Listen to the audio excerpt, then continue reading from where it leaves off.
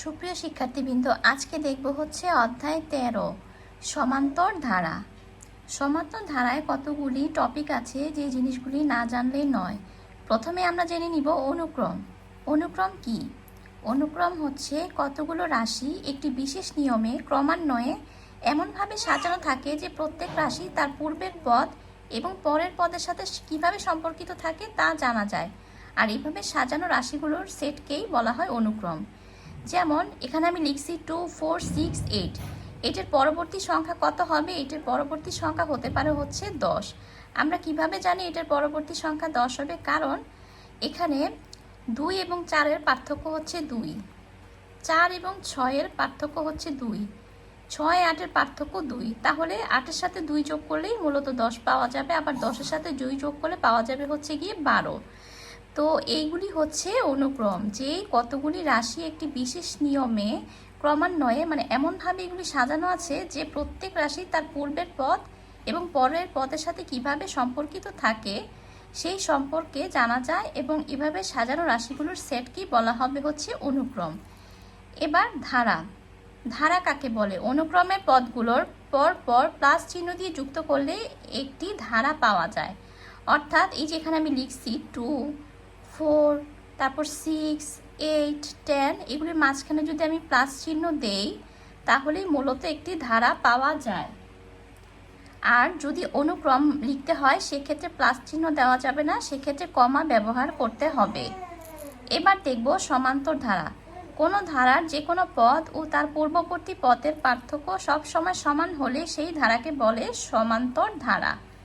কোনো ধারার যে কোনো পদ ও তার পূর্ববর্তী পদের পার্থক্য যদি সমান হয়, যেমন আমি একটা ধারা লিখলাম 1 + 3 + 5 + 7। এখানে পদ যেমন এই পদ আর এই পদের পার্থক্য হচ্ছে 2, আবার এই পদের পার্থক্য হচ্ছে 2, আবার এখানেও পার্থক্য 2, সব সময় পদের পার্থক্য সমান। তো এই ধারাকে বলা হবে আমার সমান্তর ধারা। সসীম ধারা, যেই ধারার পদ সংখ্যা নির্দিষ্ট, অর্থাৎ 1 + 2 + 3 + 4 + 5 + 50, এই ধারাকে বলা হবে সসীম ধারা। কিভাবে? এই ধারাটার পদ সংখ্যা নির্দিষ্ট, অর্থাৎ কোথায় গিয়ে শেষ হচ্ছে এমনটা না, পদ সংখ্যার একটা নির্দিষ্ট সীমা আছে, এজন্য এটাকে বলা হবে সসীম ধারা। অসীম ধারা, যে ধারার পদ সংখ্যা নির্দিষ্ট না তাকে অসীম ধারা বলে। যেমন 1 + 2 + 3 দিয়ে আমি ডট ডট ডট ডট দিলাম। এখানে পদ সংখ্যা কয়টা এটা কোনো নির্দিষ্ট না। তো পদ সংখ্যা যেহেতু নির্দিষ্ট না, তো সেক্ষেত্রে এই ধারাটাকে বলা হবে হচ্ছে অসীম ধারা। এই হচ্ছে সসীম ধারা। অসীম ধারার মধ্যে পার্থক্য হচ্ছে সসীম ধারার পদ সংখ্যা সুনির্দিষ্ট আর অসীম ধারার পদ সংখ্যা সুনির্দিষ্ট না। এবার দেখব সমান্তর ধারার কিছু সূত্র। সমান্তর ধারার n-তম পদ। এখানে a এবং d কিভাবে আসলো? এখানে a মানে হচ্ছে গিয়ে প্রথম পদ। যেমন এখানে একটা ধারা, এই ধারার প্রথম পদকে আমরা সবসময় a ধরব। এরপরে দ্বিতীয় পদকে ধরে a + d। a + d হচ্ছে গিয়ে আমার দ্বিতীয় পদ। আর d মানে কি? d মানে হচ্ছে গিয়ে এখানে আমার সাধারণ অন্তর। d মানে হচ্ছে সাধারণ অন্তর। আবার যদি এখন আমি তৃতীয় পদ লিখি, তৃতীয় পদ হবে a + 2d, এটা হচ্ছে তৃতীয় পদ। এভাবে চলতে থাকবে। তো সেক্ষেত্রে n-তম পদ কি হবে? a + n-1 × d।